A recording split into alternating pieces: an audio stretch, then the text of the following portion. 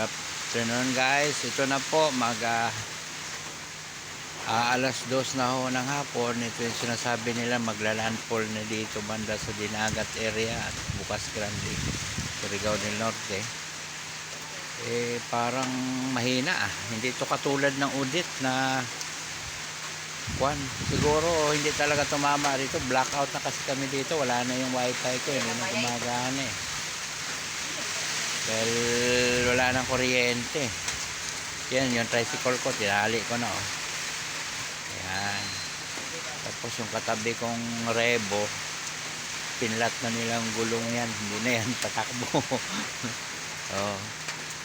Wala pa naman Sana ganito lang Kawawa naman yung dinaanan ng bagyo na yun, na kung saan yung mata na yun pupunta, kasi nagbago daw Kaya lang kaming balita kasi blackout na kami rito sa Siargao Island.